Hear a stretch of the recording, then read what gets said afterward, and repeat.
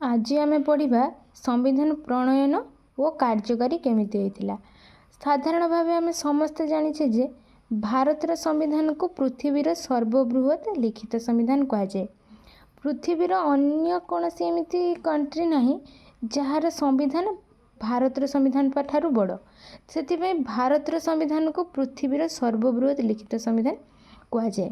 प्रथमे जानिबा संविधान क्या कहुए।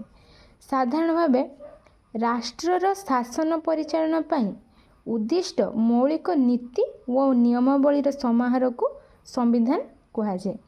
भारत रे संविधान प्रस्तुत करने पाई कैबिनेट मिशन प्रस्ताव क्रमे एक संविधान प्रणयन सभा द्वारा 1946 मसीहा डिसेम्बर 9 तारिख रे कार्य आरंभ करिथिला।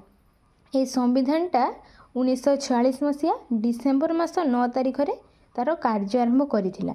एही सभार सदस्य माने पृथ्वीर विभिन्न राष्ट्रर संविधान को गभीर भाव में अध्ययन करी दीर्घ 2 वर्ष 11 मास 18 दिन समय नहीं भारत पाई एक संविधान प्रस्तुत करथिले।